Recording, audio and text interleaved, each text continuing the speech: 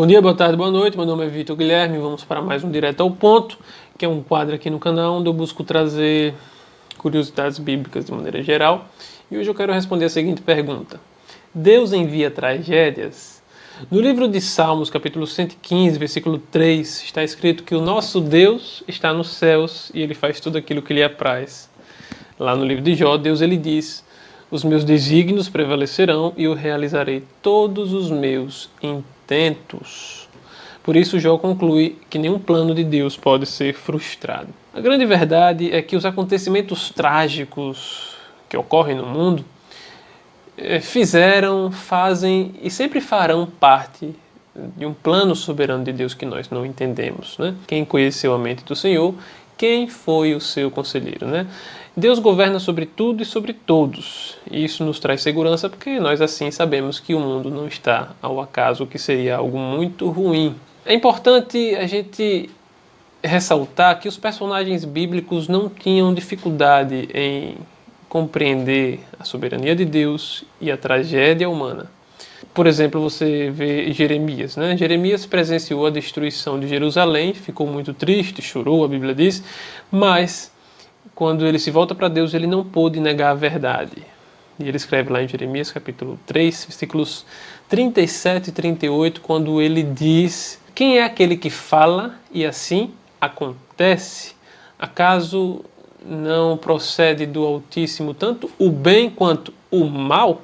Amós também não tem a dificuldade de entender isso, profeta. Lá no livro de Amós, capítulo 3, versículo 6, ele diz: sucederá algum mal à cidade sem que o Senhor tenha o feito? Percebe? Os personagens bíblicos, dentre outros, não tinham a dificuldade de conciliar a soberania de Deus e a tragédia do mundo.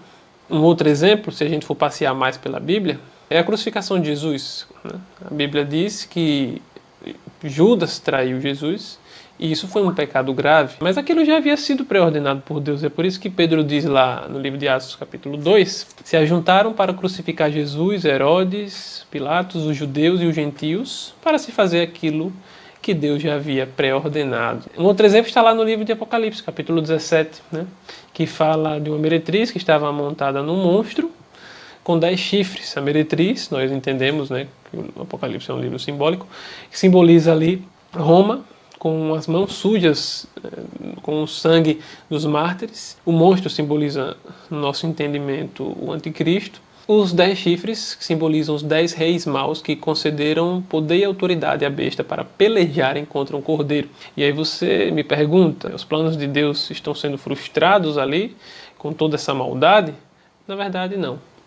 Está acontecendo exatamente como Deus planejou. E você percebe isso no versículo 17, quando a Bíblia diz que Deus incutiu em seu coração, falando dos 10 reis maus, para que realizem o seu pensamento, ou seja, o pensamento de Deus, e deem à besta a autoridade para pelejar contra o cordeiro até que se cumpra a palavra de Deus.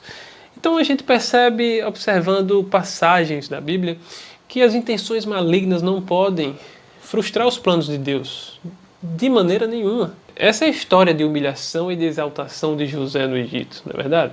José foi vendido como escravo pelos seus irmãos, ele foi encarcerado, ele foi esquecido. E onde estava Deus em toda essa desgraça? O próprio José responde lá no livro de Gênesis, capítulo 50, quando os irmãos vão procurá-lo para conseguir mantimentos no tempo de seca lá do Egito, Canaã. E José responde para os irmãos: vós intentastes o mal contra mim, mas Deus o tornou em bem para se fazer aquilo que nós estamos vendo, para que se conserve muita gente em vida. Então, a desobediência não provoca uma frustração nos planos de Deus, mas a sua concretização. Lá no livro de Romanos, capítulo 11, versículo 31, quando Paulo estava falando para os gentios que os israelitas foram desobedientes porque rejeitaram o Messias, ele diz: estes, se referindo aos israelitas, foram desobedientes, para que eles, se referindo aos gentios, recebam misericórdia.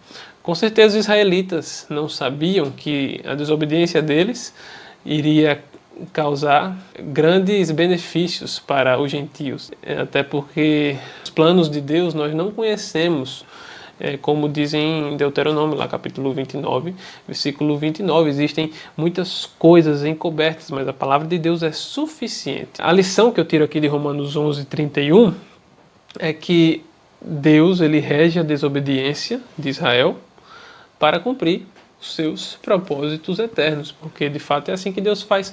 O vento pertence a Deus, quer conforte, quer mate.